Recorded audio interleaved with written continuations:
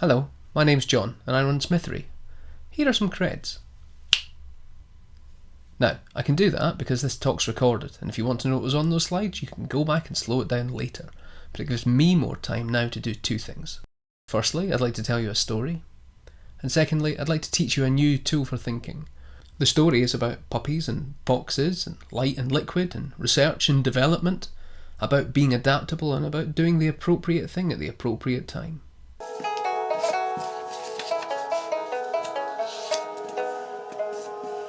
The tool will help you to see how to do the next right thing. Now, I know that sounds like a Frozen lyric, but you're wrong. It's Frozen 2.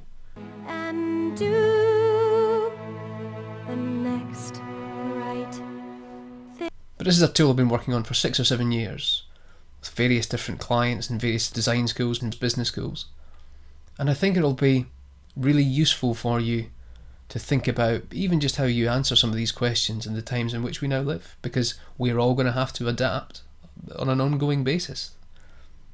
And this here, for me and you, is one such circumstance. I mean, this feels wrong. I like being on a stage. I like giving talks on a stage because in the moment you get a reaction to the ideas, to the terrible jokes. But you also have the moments before and the hours before where you're watching other speakers. You can evolve threads from what they're saying in your own talk, and then afterwards you can talk to people about the things that they think about the ideas that they've heard all day. I especially miss doing that part of conferences in the pub. In short, I love all of the peripheral context that you get from doing talks live. Both as sort of like being in an audience and listening to people, but also being on stage and sharing ideas and so on. So this is hard, right? All of this is hard nowadays, but this is hard in particular. For you, for me, but we're getting through. And from challenges come opportunities. So I started thinking about what happens if I tell this story and teach this tool differently than I would normally. What can I make with the tools of creativity that I have here at home? Because hey, we're all making more things in the home nowadays. Hands up the bread crowd.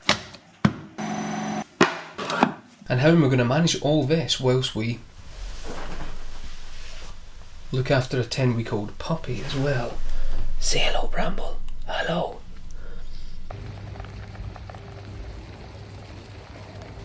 So, as promised, a story and a tool. The story starts with Mr. Mark Earls asking me, "Do you fancy doing that origami fox thing?" And I said, "Yeah, sure." Now, the fox is called Zenko, and foxes are found outside.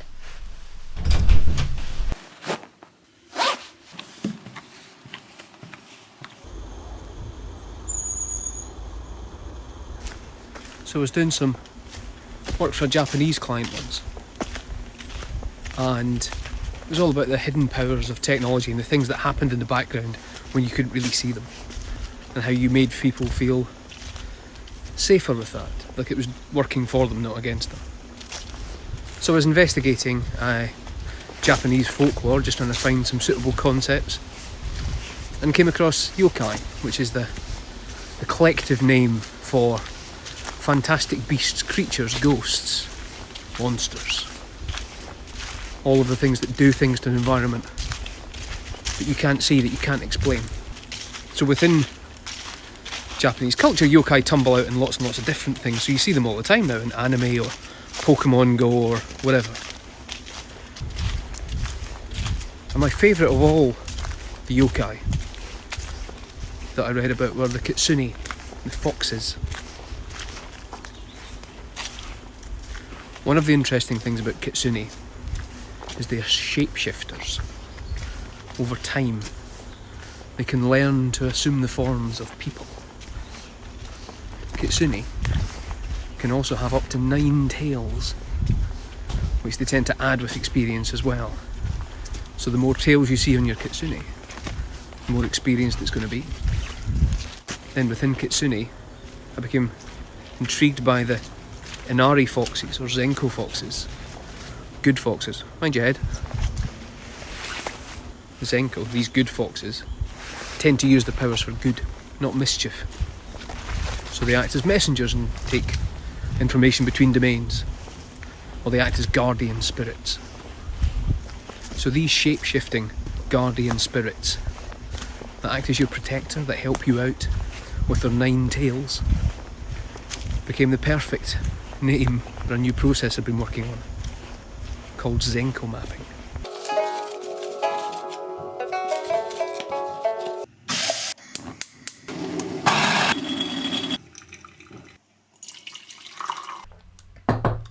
So, Zenko mapping, the coffee shop introduction, which is generally how I tend to introduce people to this model, but of course we can't do that as well as we used to.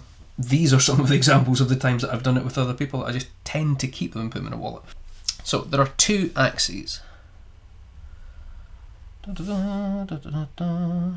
People and space. People, space. What do I mean by that? So, whatever you're working on, the people involved, if it's an internal change program, you might say it's everybody who works here.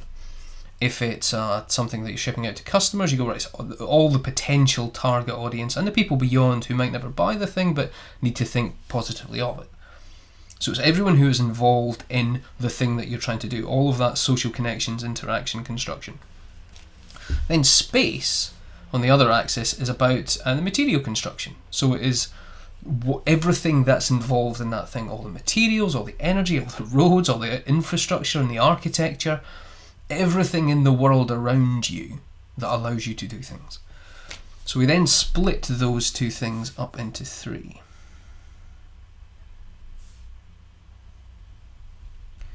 Do some nice dotted lines. So then, on the space axis, we have sketch, scaffold, structure. So, a sketch, this is a sketch. Right? This is just sort of an early stage demonstration of something that you're doing. It's very quick, it's very easy to do and realise in the world.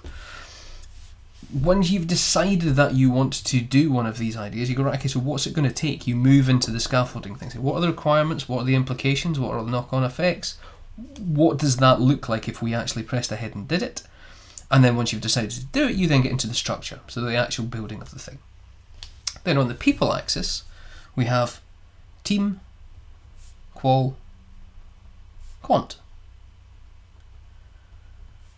So originally, my first proper job was basically doing a Mr. Miyagi wax on, wax off style training in qualitative and quantitative research, so I have views on this. When you think about the people axis, you've got the team, the people who are working on something all the time. So they see everything, all the information that's coming through in the development phase of it to work out what's going on. But they don't know everything, and that's why they talk to people. And so yes, that can be formal qualitative research and talking to users and potential customers, or it can be talking to other people in the business, or it can be talking to academics or journalists or people who have other opinions about this space that they didn't know about. So this qualitative information comes back into the team to help guide that journey. But you can't talk to everyone, and that's why we use quantitative data. So quantitative data is basically the representation of behaviours at scale. So you're not talking to everyone about what they're doing, but you're getting the data back, which allows you to understand more about what's going on. So quant is the what and qual is the why, and so the combination of the two helps the team develop better. Now, the way this works as a model, you start here, for instance, if you're doing something new, you get the team together for a sketch session, say, what would we do if?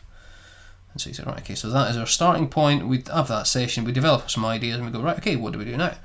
You've got 2 choices. You can either research or develop, improve or share. If you think you've got the knowledge in the team to say, right, okay, we can make a better version of this, a prototype to take into the scaffolding stage to help us understand more about it, hey, great, do that. You go up into this and so that the same team are working on the scaffolding. However, my kind of personal preference is, look, you should always take whatever it is you're working and share first, research a bit. So you might even just take it to other people in the business and say, hey, we were thinking of doing this. Have you seen anything like this before? What do you think of it? What's going on? You might take it out to users and show them some early scabs just to sort of get a sense of how people react. Now, various things happen from that point. Now, they might give you information that sort of sends you right back to the drawing board. And you go, well, we didn't know that before, but we do now, but we can improve how we work down in this early stage process. because of it. They might say, you might get an indication of, well, there's actually some data out here on behaviours at scale. So even though we've not made something, maybe it's an old version of our own product, maybe it's something else that exists in market, but we can get a sense of the sorts of behaviours at scale which complement the stuff that we are finding out in the qualitative phase. Or you might say, actually, this has helped us do the scaffolding thing, so that's fine, so we can take it up to there. Or you might say, this is great, we can run a co-design program and work with the people we talk to on the scaffolding thing and work through the implications and so on. And you can see how there are lots and lots of different options. You're always, back to Frozen, doing the next right thing. Because there is no right or wrong process. There is a sort of whatever the right thing is to do at the right moment, and you will only know when you get into that phase. So, one journey might be like that.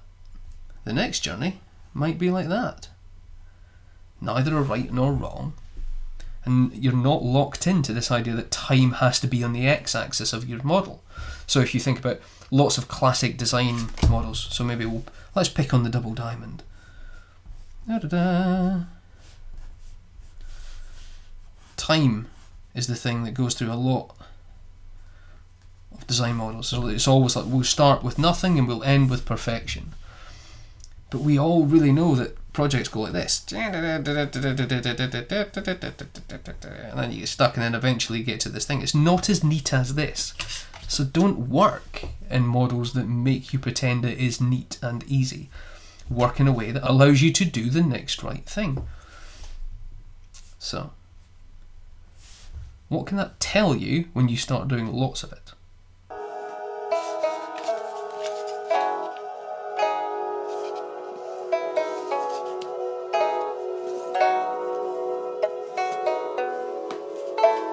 With Zenko mapping, you can start mapping lots of different things across it and learn different things and be able to just see things which are going on. For instance, you might use it as a retrospective for projects. So you just say, right, okay, so what did we do in this project? Where were these things happening? At what stage did we make decisions? And you draw the map of it like that and go, oh, okay, so I can see how we got to there. But maybe we should have been picking up more of the stuff that's over here instead at an earlier stage. It just helps you think about sort of like where are we not going rather than where we are. So something different you might do is like pull apart existing things and say, right, okay, so that up here, this is a thing. Okay, how did we get to that? What were the decisions that led from here? What data were we pulling on? What was our process for getting to this through this different area? How is this different? What's this here? Why was there a blockage here? Why does it take so long to get to different places? Then you might also think about, well, what things can I learn about the organisation at scale? So we did one project with a client where it was quite easy to make ideas and push them up into the next phase. The barrier to moving from sketch to scaffold wasn't terribly high. So therefore, coming up with lots of ideas down here was easy. You can say, oh, we've got another one. They'd get up to this stage. But engineering was limited, so the capacity for actually making any of these things happen, there was a big barrier up here. So you realise it's sort of like, well, none of our projects get through that because we don't have the resource to build them all. So rather than just having them all butt up against here, what we need to be thinking about is sort of like, how do we make this barrier better? How do we make better decisions about stopping these early stage ideas going up so that they're just going to hit into this big wall? So rather than just thinking we need more engineering resource, it becomes about, okay, so we need to be choosing the projects we want to advance to even get near that stage with more clarity. And as you go through this, you can start learning how the organisation works at scale. So with one client, this area here was the souk. So we go at the souk, like a Moroccan marketplace, which is a great place to go if you know what you want to build. You can just wander into here and go, right, okay, so I'm looking for this. I know what it usually entails. I know what it requires. Where am I going to get the best deal within the organisation, within the confines to make this thing happen? If you don't know what it is, if it's a new emergent project, it becomes more difficult. So you've really got to think about, right, how do I either go in with an ally, so with lots of people who can say, right, we think there's something here, we don't know what it is yet, but let's go in and understand this space together. Or go in with a prototype, build something quickly, and then negotiate with the rest of the organisation and think, oh, okay, so what is it?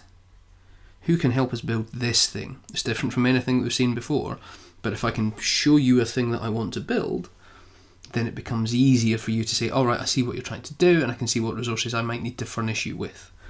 So you can name that area here. Overall, though, Zenko mapping becomes a place where you can see all the different instances of things that are coming up.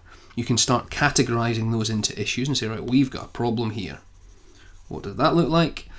And then above that, you can start designing interventions and going, right, okay, so how are we going to change that here so that we can work better moving forward?